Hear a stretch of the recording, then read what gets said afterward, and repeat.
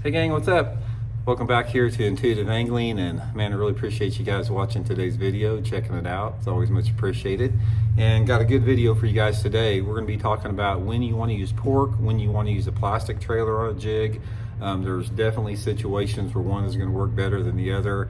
And we covered some of this before in some past videos, but I really wanted to dig into this a little bit deeper as far as specifically when one works better than the other. That's going to be the point of today's video. And also guys, before we get started here, I want to give everybody a big thanks out there that has been helping to support the channel here by checking out our Fish of the Moment lake map breakdowns and our virtual lessons. These are great resources to help your fishing out, and it's a great way to support the channel as well. So I'll put the Fish of the Moment lake map breakdown virtual lesson link in the description here of this video if you want to check it out there. Much appreciated. Okay guys, here's the two differences. Here's pork frog. This is a Popeye's pork frog, and this is the Zoom big salty chunk here. Plastic versus pork here. We're going to get into that, when you want to use certain ones. Now, starting out for many years, guys, from when I started bass fishing and started using jig and pork frogs back in the 70s, in the mid to late 1970s, really late 1970s, all the way up to about probably 2003, 2004, I used nothing but pork on my jigs. That was it. I used the Uncle Josh pork. Also guys, I'll put the my Tackle Warehouse link if you guys want to get some pork. I'll put all the pork options Tackle Warehouse has in there if you want to try some pork. It's a good way to support the channel also. And but anyway, I used to use pork all the time for it. Most all of my tournament wins have come on pork with the jig. And it was only after about 2004, 2005 that I started moving into plastic a little bit. Now there's a couple different reasons with it. There was some type of a pork shortage in the country for about 15 years. And people like Uncle Josh, the big pork manufacturers, they stopped making it and you couldn't get it anywhere. And about 5 years ago, pork started becoming available again. Different companies like Uncle Josh, Popeye's, that type of stuff started making pork again, so it's making a resurgence. But anyway, I started using the plastic quite a bit from about a 15-year period there. And the advantage that plastic has over the pork is the fact that you've got a lot more color options. Plastic, frogs like this, you've got 30 or 40 different color options as far as different type of flake, natural colors, light colors, bright colors, you got anything you want. Whereas the pork is pretty much limited to the solid colors like a black, blue, yellow, white. This is the bubble gum here, and they don't have flake in it. So your color choices are a little bit limited as well. So let's talk a little bit about the advantages of one over the other and when I use it.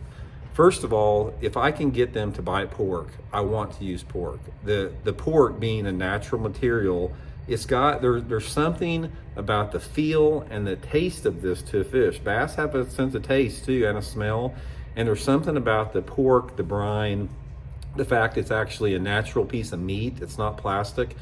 It's just more appealing to the bass under certain conditions. When they get close to this jig, and when you figure that this fish is looking straight down at the jig and it's studying, and it's actually its nose maybe like an inch away or so from the pork, there's no doubt that they can look at that and smell it and feel it, and if they even nibble on it or something like that, and it feels real. It doesn't feel like rubbery. It feels like something alive that they would eat. Also, pork has a little bit different action in the water based upon the thickness of the legs, based upon the water temperature. A lot of people say, well, you want to use pork in cold water because it's more pliable. To me, that's just a myth. I use pork all year long if the conditions are right, which we'll talk about here. So this is what you need as far as conditions for pork to work. To me, it's all about water, visibility, and the type of cover that you're fishing. That's the whole thing about it. You are not going to get very many bites with pork if you fish it if the water visibility is over, like, say, 2.5 feet. Pork is a trailer that you want to use when that water visibility is less than 2.5 feet, which is most of the time for your pitching and flipping. There's something about the way that the color on pork glows a little bit in the water versus the soft plastic, and there's something about, again, the smell of it, whatever, the fish can hone in on it.